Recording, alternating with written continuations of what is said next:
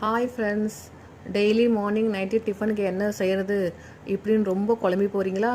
அப்போ இந்த சாம்பார் செஞ்சு பாருங்கள். உங்களுக்கு ரொம்ப ஈஸியாகவும் டேஸ்ட்டாகவும் இருக்கும்.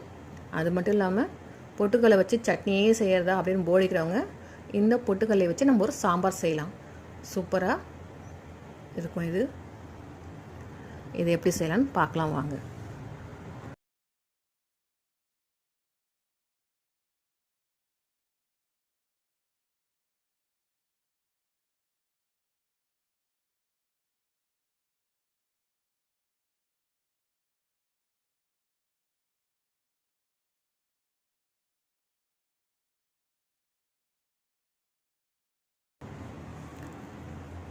ஒரு வானல் வச்சுக்கலாம்.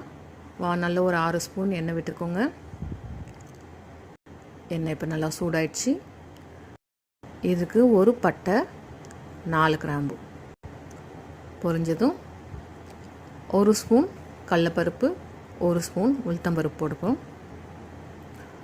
போட்டு நல்லா கோல்டன் கலர் வரட்டும். அதுக்கப்புறம் ஒரு கொத்து கருவேப்பிலை, அதுக்கப்புறம் 5 காஞ்ச மிளகாய் நாயில் பாதியாக கட் பண்ணி போட்டிருக்கேன். ஏன்னா சாம்பாருக்கு காரம் கொடுக்க போகிறது இந்த காஞ்ச மிளகாய் மட்டும்தான். நம்ம சாம்பார் மசாலாவோ இல்லை மிளகா பொடியோ இது எதுலையுமே நம்ம இதுக்கு ஆட் பண்ண போகிறதில்ல, தேவையில்லை.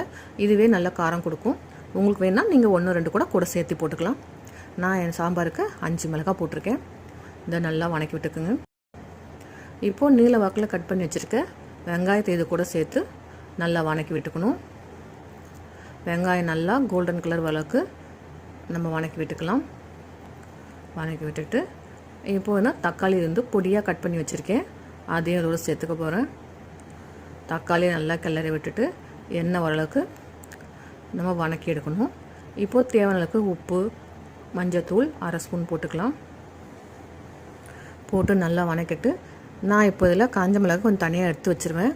ஏன்னா நம்ம பொட்டுக்கடலை பவுட்ரு போட்டு கிளறும் போது இதில் உள்ளே இருக்க விதையெல்லாம் வந்துருச்சுன்னா ஒரு மாதிரி இருக்கும். நமக்கு சாப்பிடும்போது கொஞ்சம் ஓவர் காரமாக நாக்கில் தட்டுப்படும். இது நம்ம கடைசியாக சேர்த்துக்கலாம். இப்போ இதுக்கு தேவையான காரம் எல்லாமே இதில் இறங்கிட்டுருக்கும். ஸோ நான் தனியாக அதை எடுத்து வச்சுட்டு தண்ணி ஊற்றி இதை கொதி விட போகிறேன். சாம்பார் எந்த அளவுக்கு தேவையோ அந்தளவுக்கு தண்ணி ஊற்றிக்கலாம். ஊற்றிட்டு உப்பெல்லாம் சரியாக இருக்கான்னு செக் பண்ணி பார்த்துட்டு தண்ணி நல்லா கொதி வந்துடுச்சு.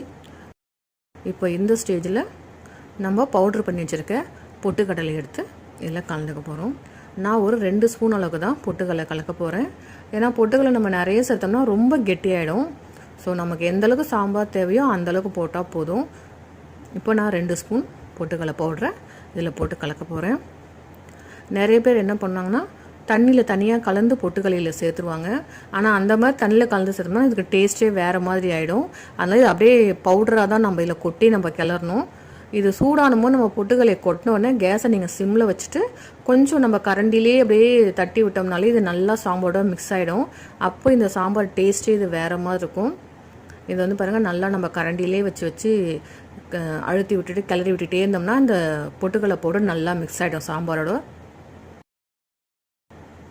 பாருங்கள், இப்போ நல்லா கலந்துச்சு. அதுக்கப்புறம் நீங்கள் கேஸ் தூக்கி விட்டுக்கலாம். இப்போ இது ஒரு கொதி வரட்டும். ஏன்னா பொட்டுக்கடலை பவுட்ரு பச்சை வடைலாம் போய் நல்லா சாம்பாரோட கொதித்து வரட்டும். இந்த டைமில் நம்ம ஏற்கனவே எடுத்து வச்சுருக்க காஞ்ச மிளகாயும் சேர்த்து போட்டு ஒரு கொதி விட்டுக்கலாம். கொதி வந்துடுச்சு. இப்போ மேலே கொத்தமல்லியை தூவி அழகாக நீங்கள் இட்லிக்கோ தோசைக்கோ சர்வ் பண்ணி பாருங்கள். சாம்பார் அவ்வளோ டேஸ்ட்டாக இருக்கும். இது நீங்கள் எல்லோரும் கண்டிப்பாக ட்ரை பண்ணுங்கள். சாம்பார் எப்படி இருந்துச்சுன்னு கமெண்ட் பண்ணுங்கள். தேங்க்யூ. இன்றைக்கி பார்த்த இந்த ரெசிபியை நீங்களும் உங்கள் வீட்டில் ட்ரை பண்ணி பாருங்கள். எப்படி இருந்துச்சுன்னு மறக்காமல் எங்களுக்கு கமெண்ட் பண்ணுங்கள். இது மாதிரி இன்னும் நிறைய ரெசிபிஸ் உங்களுக்கு வேணும் அப்படின்னா எங்கள் சேனலை சப்ஸ்கிரைப் பண்ணுங்கள். தேங்க்யூ.